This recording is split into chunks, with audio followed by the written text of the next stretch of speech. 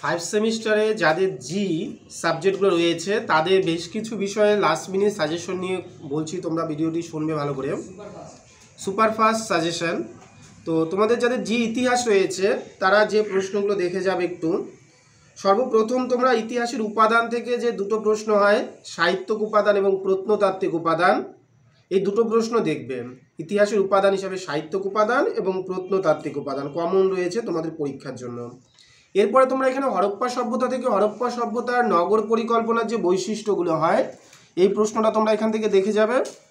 এরপর তোমাদের রয়েছে বৈদিক সভ্যতা। বৈদিক সভ্যতা থেকে ভেরি ভেরি ইম্পর্টেন্ট প্রশ্ন যেটা বলবো, বৈদিক যুগের সামাজিক এবং অর্থনৈতিক অবস্থা আলোচনা করো। এই প্রশ্নটাও তোমরা ভালো করে দেখবে, ইম্পর্টেন্ট রয়েছে। এবং এখানে তোমরা সম্রাট অশোক এর পরবর্তী অধ্যায় রয়েছে অশোকের ধর্মের যে প্রধান বৈশিষ্ট্যগুলো রয়েছে সেই বৈশিষ্ট্যগুলো সম্বন্ধে আলোচনা করো। এবং লাস্ট প্রশ্ন এখান থেকে তোমরা পাল, প্রতিহার এবং রাষ্ট্রকূটদের মধ্যে যে ত্রিশক্তি সংগ্রাম হয়েছিল সেই ত্রিশক্তি সংগ্রাম সম্বন্ধে তোমরা ভালো করে পড়বে এখান থেকে। তাহলে 12 জন এই কয়েকটা প্রশ্ন পড়লেই আশা করি তোমরা এখান থেকে দুটো প্রশ্ন পরীক্ষায় অবশ্যই কমন পাবে।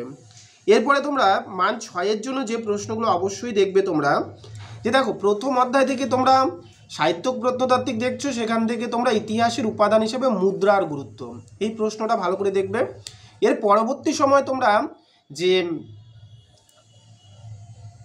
বিভিন্ন যে পাথরের যুগ রয়েছে, প্রাচীন, মধ্য, নব্য, এখান থেকে তোমরা নব্য প্রস্তর যুগটা দেখে যাবে, যে নব্য প্রস্তর যুগের বিভিন্ন বৈশিষ্ট্য, হাতিয়ারগুলো সম্বন্ধে তোমরা দেখে যাবে।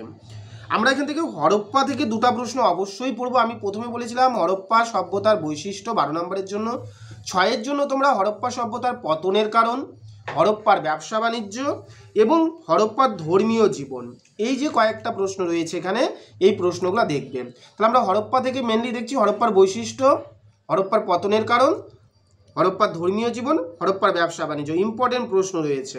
এরপরে তোমরা আমি অশোকের ধর্মের বৈশিষ্ট্য 12তে বলেছিলাম, এখানে তোমরা একটা প্রশ্ন দেখবে যে মৌর্য সাম্রাজ্য পতনে অশোকের দায়িত্ব কতখানি রয়েছে।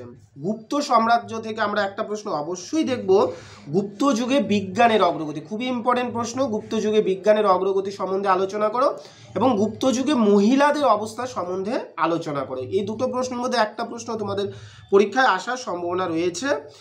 এবং মৌর্য যুগ থেকে আরও একটা প্রশ্ন দেখবে, কৌটুল্যের রাষ্ট্র ব্যবস্থা আলোচনা করো। এবং লাস্ট সর্বশেষ প্রশ্ন হচ্ছে গৌতমী পুত্রী সাতকর্ণী সম্বন্ধে আলোচনা করো। এই প্রশ্নগুলো তোমরা 6-এর জন্য দেখে যাও।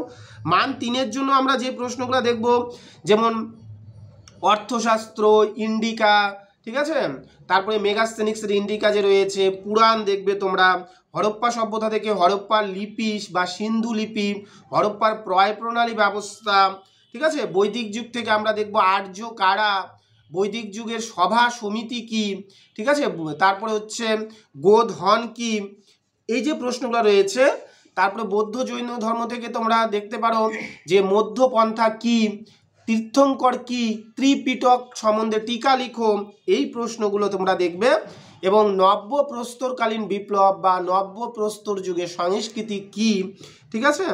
তারপরে তোমার কুষাণ কারা, সাতবাহন কারা, এই ধরনের যে প্রশ্নগুলো রয়েছে এগুলো যদি তোমরা দেখে যাও পরীক্ষায় অবশ্যই তোমাদের কমন পড়বে। সবাইকে অসংখ্য ধন্যবাদ।